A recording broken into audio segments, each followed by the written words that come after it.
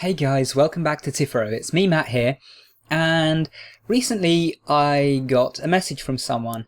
This message was quite long, lots of questions in there, a lot of detail, and normally a question this long I would ask someone to book a consultation for. But I realised something, and that's the fact that I actually haven't shown you guys what a consultation with me would look like. So, person who messaged me, it's your lucky day. I'm going to do this video, and this entire video is just going to be me addressing the message that you sent me and answering all of the things that you asked. So I'm not going to name the person who sent this. I don't know if they, are okay with me publicly sharing their name or that, or if they're not, so I'm just not going to leave that bit in. I'm just going to go to the message itself. So let's take a look at the message, shall we? Okay, I'm going to read through it and then I'm going to address things as they come up. Hi, I really like your channel. You present stuff straight to the point in a very clear way. Thanks. Thank you. I hope you can help me with something. I overthink, like really overthink. After I started meditating, I've realised to which extent. I rarely follow instructions from, say, a gym teacher, always fall out of movies, and a lot of conversations, and much more. I always think about stuff, either if it's cool stuff or stuff that bothers me. So, I'm going to stop this right there and say that this is a common problem. Most of us deal with this. Pretty much every person has dealt with this at some point or another. They get stuck in their heads, thinking and thinking and thinking, and they just can't seem to get out of their heads. I have this problem too sometimes, and I used to have this problem majorly, like all of the time in the past. Now I'm able to shut my mind off and actually be present and not be stuck in my head, but it took me a long time to get there, and for a long time I was struggling with this same issue. So don't worry, you're not alone there. This is quite common, and I'm going to talk about how to deal with that in a minute. Now, you mentioned always falling out of movies and conversations. I'm assuming by this you mean that your attention span when it comes to those things isn't that long and you're just kind of getting distracted and losing what's going on. This is also quite common, and particularly with conversations, this was something I had a big problem with. See, I've always had some anxiety issues in social situations, and one thing that I used to do a lot was I would be talking to people and I would have to kind of plan what I was going to say next because I was so anxious about it. And as a result of that, when someone was talking to me, I would spend most of my time in my head planning what I was going to say next. And as a result, I would completely lose track of what they were saying to me. Now, to myself, I was just really anxious and just wanting to actually remember what I was going to say and not wanting to come off as weird. But to the other person, this came off as very, very rude, because it looked like I just wasn't listening to a word they were saying, and all I cared about was what I was going to say. So, one thing that I can advise for this immediately is just, when you're in a conversation, focus entirely on listening to the other person. Don't worry about anything that you want to say. If the conversation comes to kind of a halt, if they stop speaking and there's a kind of pause, that's when you want to actually decide what you're going to say and say something. Don't be thinking about it in advance. It's going to feel weird at first, not thinking about what you want to say in advance, but it really makes a huge difference and you'll be able to follow conversations a lot easier. And this might sound weird, this might sound almost obvious to some people, but actually, to most people, this isn't obvious. To most people in conversations, we actually think more about what we're saying than what the other person is saying, and so it is very easy for us to lose track and to miss things that the other person says. But by focusing on what the other person is saying and focusing solely on listening, we can actually contribute more to the conversation because we don't kind of derail it by, planning our own thoughts when the conversation has already turned and gone elsewhere. So that's the first thing that I suggest. Now, for what you said regarding movies are a bit like sleep in the sense that if you go into them with a lot on your mind, you can kind of get stuck in the things that you were thinking about before. It's the same with sleep. You can get stuck just thinking about your day, going over things, ruminating over things, and as a result it's hard to sleep, or as a result it's hard to watch the movie. So what you need to do is actually address all of these things before you go into the movie. If you've got a lot on your mind, just put it aside, figure out a way to kind of resolve it now and, make plans to deal with it later. So say you've got a bunch of work that needs doing and you don't have time to do it before the movie. If you do have time, do it before. But if you don't have time, then just make a plan that, at this hour later tonight or tomorrow you're going to do it. That way you can, rest safe in the knowledge that you don't have to worry about it right now because it's something you're going to be dealing with later at a fixed time. And as a result, you can kind of put it out of your mind and focus on the movie. Same goes for other concerns. If you're worried about something, just make a mental kind of release of it. Just say, okay, I'm not going to worry about this right now. I can worry about this later when I get home. I'm going to think about this. I'm going to consider it. Or perhaps, take a few minutes before you go in to consider it and ask yourself why you're worrying, and to kind of go through it and deal with it before you go in. A lot of the time, we're stuck in our head because we don't deal with these things. We let all these separate things start building up and building up and building up, and we don't ever deal with them. We need to actually deal with them before we can focus on other things. Okay, so let's take a look at what he wrote next. So, I have talked with friends and they tell me that when they do stuff like cooking, showering, they don't think, they just do it without thinking. And I'm like, what? How is that possible? Do these people really not think at all, or are they just not aware of their thoughts? Well, the answer is probably mixed. The fact is, they're probably thinking occasionally. They're probably not completely blank and not thinking whatsoever. But yes, it's possible to go into an activity with a clean mind, not, constantly thinking. Yes, you might have a thought here or there every couple minutes, but you don't have to be stuck in your head. And in fact, these activities that you mentioned there are great examples. Because, for example, I have a thing where if I'm, say, emptying the dishwasher or vacuuming or whatever, I just basically focus on the activity in such a way that my mind shuts off and I just do the activity. And that's what your friends are talking about here. They're talking about being completely mindful and present in the activity and not being stuck elsewhere. They've, relinquished their responsibilities from everything else, and they've decided, I'm cooking right now, so I'm just going to focus on cooking. And just making the decision to do that can actually sometimes be enough. So if you're going to cook and you don't want to be thinking about other things, just say, I'm going to focus on cooking.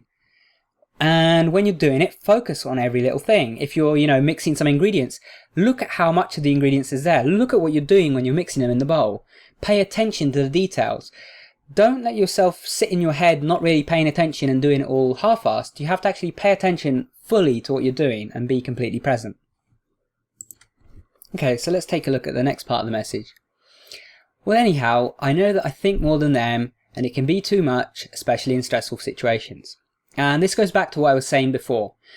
When you let this all build up, when you let all this pressure, all these responsibilities, all these things that you need to deal with build up without actually dealing with them, then it does compound stress. It causes stress in the first place, and then when you get other stresses, it just compounds together and you have this really undesirable situation. So you have to find ways to manage these things. I would suggest right now getting a piece of paper and actually making a list of all the things that are on your mind. It can be anything. It can be something that you're worried about, something that you feel guilty about, something that you feel angry at someone about, maybe something that you need to get done that you haven't done yet, or something that you're nervous about that's coming up soon. Just write all of these things down, however many pieces of paper it takes. Even if you have to write down, 1,000 things, write them all down. And just write them all down and get them onto paper. And what you'll notice is that once you've actually written them down, for one, a massive amount of the stress will be relieved instantly, just from writing it down, from acknowledging these things, from acknowledging what's stressing you right now.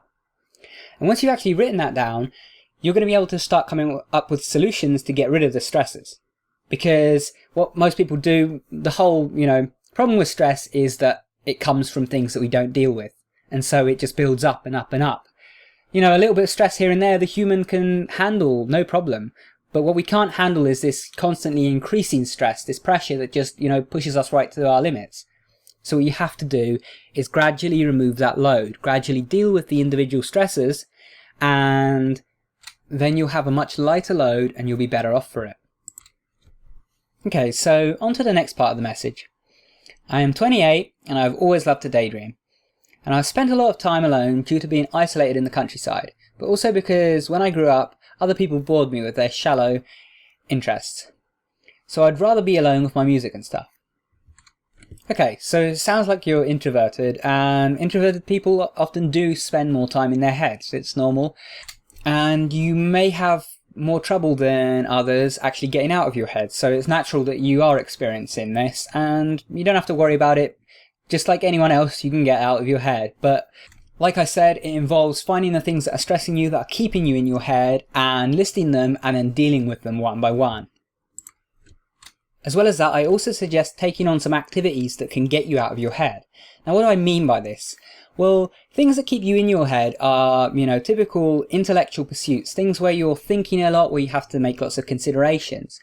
But there are things that you can do in life where there isn't a lot of thinking involved, say dancing or playing a sport or working out or going for a jog. These kind of things are more about your body and you expressing yourself, and so there is very little thought involved. So by doing some more of these activities, you can get yourself more out of your head and more into your body.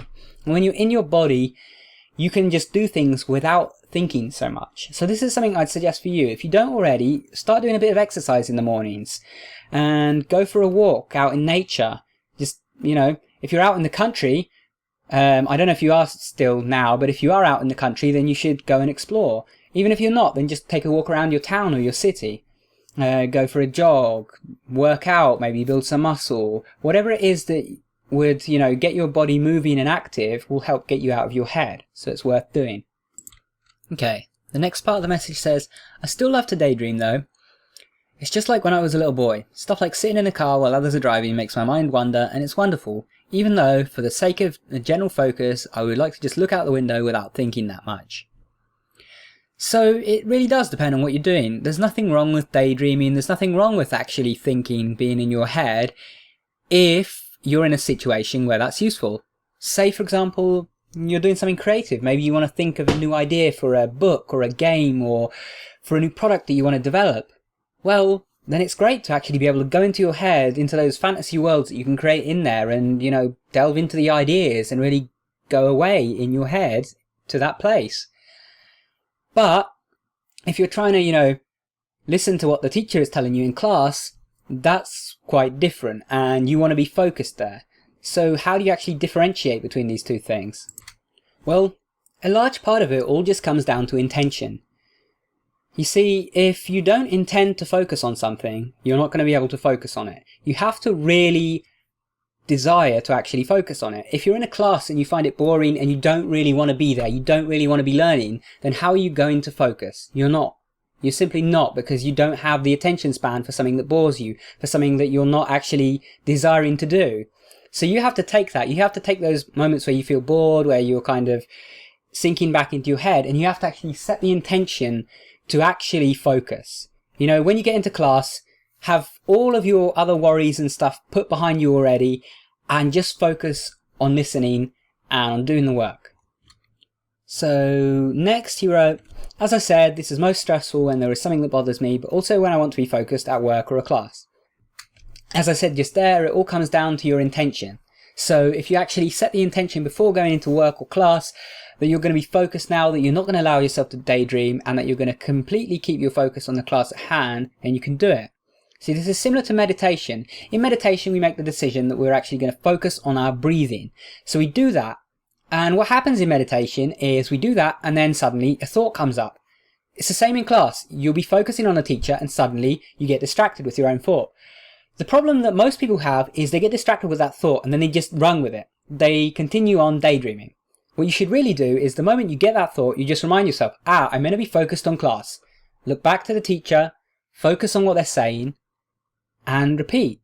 And if you get another thought that distracts you, once again, just remind yourself, I'm focusing on the teacher, direct your attention back to the teacher and focus on them. It's not about eliminating the thoughts that kind of try to distract you. It's about reminding yourself every time you have them where your focus should be and redirecting it back. You're always going to have distracting thoughts, but the problem that most people have is that they run with them. So don't run with those thoughts, instead remind yourself where your focus should be and focus there. Okay, so what did he write next? At this point, I do this to work with myself. I meditate daily. Great. Everyone should. Seriously, if anyone is listening to this and not meditating every day already, you really should. It really helps you in all areas of life, and of all the things I've done in my life, I honestly think meditation each day has been one of the single most beneficial things that I do. So I really recommend it to everyone.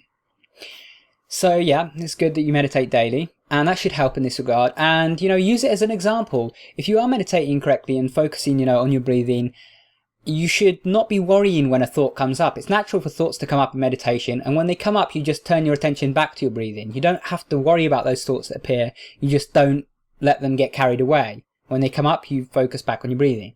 So use that as an example for the other things that you need to focus on. Don't worry about getting distracted, just make sure you don't run with a distraction and instead focus back on the activity. Next he writes, I try to do as much stuff that I like as possible, reading books I like, watching movies I love, and training, because then my mind will be more focused and as the focused will be trained. Yeah, do things that you like. Do things that you like all the time. One thing that I'll say though is you mentioned reading and watching movies. These are things where you can get quiet in your head, so do bring in some physical activity there. I'm not sure what you meant by training. Do you mean like physical training, like working out that? If you do, then yes, that's good. That's going to help you get out of your head.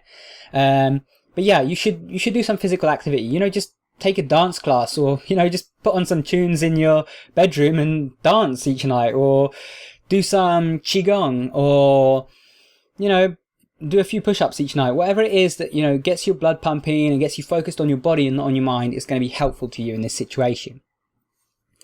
Next, he says, I do my best to remind me to feel the moment some point during the day, like feeling the sun rays on my head, the cold water on my hand, etc. Great. This is actually something else that I could have added earlier, is focusing on the sensations that you feel in your body is a great way to get you out of your head. You see, normally we're focused just on the thoughts. We're walking along and we don't feel the ground beneath our feet. We don't feel the sun on our skin. We don't hear the sounds behind us because we're completely lost in the trance just in our head. So by focusing on those little things, you really can help yourself get out of your head. And one of the easiest to do is focusing on your walking. If you're walking to work or to school, or just going for a walk in the park to, you know, do what I said earlier to get you physically active, then focus on each footstep. Feel the ground beneath your feet. Hear the sound of your feet, you know, crunching leaves underneath, and hear the sound of the birds tweeting. Look around and see who's around in the park or whatever. Do all of this and really focus on all of your senses. And you can do this at other times. Be mindful of everything that you're doing. When you're eating a meal, focus on fully tasting the food. Don't rush it. Take it slow and enjoy it. When you're listening to music, listen to every little note and focus on it. And try to feel it in your body. When you're going swimming, feel the water on every inch of your body and feel the kind of ripples that you create as you move your arms. Focus on every little detail, regain the senses that we've lost, because we've kind of got on autopilot. And what you said earlier about sitting in a car while others are driving, or sitting in a car in general, is a great example of that, because we kind of go into autopilot because we know that we're not doing anything important when we're in a car. Even if you're driving, you kind of go on autopilot and do most of it subconsciously while you're still in your head. And the thing is, we can reclaim ourselves from this kind of zombie mode that we get into if we actually focus back on our senses and ask yourself at any moment, what do I feel in my sense of touch? What am I touching? What can I smell? What can I see around me? And, you know, take a look around. What can I hear? What can I taste? You know, engage all of your senses and just remind yourself to do this throughout the day, and you'll find yourself getting more and more into your body, more and more present, and less in your head. Okay, so next he asks, what more can I do? And is it possible that I Sunday can do the dishes without thinking about something? Yes, it is possible, and if you follow the advice that I've given you already, you should have no trouble with that. And the other thing that I suggest in this department is not to worry about being in your head. You see, this is the kind of age-old dilemma that people have with meditation, is they get a thought come up and they don't realise that it's okay for a thought to come up, that they're just not supposed to engage it and go further with it. So then they worry about this thought, and that very worry is a thought of its own. So then they get stuck worrying about the worrying, and it's just a vicious circle. What you should do instead, if you are stuck in your head, don't worry about it. Just, you know, utilise your body more, focus on the task at hand, but don't worry if you are stuck in your head. It's not the end of the world. And if you stop worrying about it, you might find that suddenly those thoughts go quiet. Next he says, so in summary, I always think, how can I train my mind to not think about stuff all the time? Well, focus on utilising your body more so you get out of your head. Focus on the sensations that you feel in all of your senses. And when you actually are trying to focus on something, give yourself completely to the activity at hand. So say you're washing dishes, like the example that you gave, focus completely. Look at the dish and look at the little bits of dirt and make sure you're getting them all. Focus completely on it. Don't just do it absent-mindedly while you're like looking up at the ceiling or at the wall. Actually focus on the motion. Do it slowly. Instead of rushing to get the dishes done, decide that you're going to spend 3 hours today doing 5 dishes. You're going to get them perfect. You're going to get them spotless. It might sound crazy, but you might start to actually find it fun because you're focusing on the activity. You're not thinking about something else. You see, the reason why I say doing dishes is a chore to us is because we don't want to be doing dishes. We want to be, you know, back on our computer afterwards or whatever it is that we want to do. If you actually focus on the activity and you decide that you can let yourself enjoy it, that you can do it in, you know, make it into a bit of a dance, make it into a bit of fun, then you can enjoy the activity and you can completely focus on it and you can get out of your head. So do that. Next time you do the dishes, decide it's going to be a bit of a game. You're not going to rush it. You've got as long as you like to do them, and you're going to sit there, you're going to like play with the plates, you're going to, you know, draw funny things on them with your, you know, sponge. You're going to focus on getting off all of the little bits of dirt so that they're spotless, examining them intently, and you're going to take as long as you like. And you might actually find that it's quite fun, as weird as that sounds. So try it out for yourself and, you know, let me know what you think. And next you say, so a summary, wait, sorry, I already answered that bit. P.S. I know about the not think about an pink elephant. I don't really chase my thoughts away. I just want to still my mind more and how to just be. And that's exactly it. It's not about chasing your thoughts away, because you can't. The only thing you can chase a thought away with is another thought. And so you're just stuck in a vicious circle. Really, the way to, you know, still your mind and to not have all that mental chatter is just to let it be, to, you know, accept that you have these thoughts, but not to continue them on. When a thought comes up, don't worry about it. You aren't the creator of those first thoughts all of the time. A lot of those thoughts that come up are intrusive thoughts that just appear of their own accord. So when they come up, the key is just to not engage them and to continue with what you're doing. And at that point, they'll dissipate of their own accord. Last of all, he says, this got long. I really hope you take the time to read and answer. Thank you in advance, Freddy. No problem. Hope this was helpful to you. I hope you actually got some answers from this. And also, I hope that everyone watching has got something useful from this, because when I got these questions, part of the reason why I made this video, other than showing you guys what my consultations would look like, was the fact that these are some really valid questions that a lot of people are asking all of the time. This is something that I was asking for a long time. How the hell do I get out of my head and stop getting so caught up in thoughts and stop getting distracted from things? So, you know, I thought this was a great thing to address, and thanks for asking these questions. These are great questions, and I hope that the answers have been helpful to some people. If you enjoyed this and you actually have some questions of your own, or you want some help from me, then you can book a private consultation by sending me a private YouTube message, or you can leave a comment if you want me to contact you. Or alternatively, you can direct message me on Twitter. My Twitter is @Tipharot, which is spelt the same way as it is here on the channel. You can direct message me there, and I can give you the details on how you can book a consultation. So if you have any questions, it doesn't matter how many questions, how in-depth the reply you need is, I can do it. Just message me about it and I'll get that done. So thank you guys for watching. I hope you've enjoyed the video. If you did, remember to subscribe, because we've got regular videos that come out every Wednesday and Saturday. If you like the video, leave a thumbs up. If you have any comments or questions, leave them down in the comments below. And if you want to keep watching, check out the video that's linked on screen.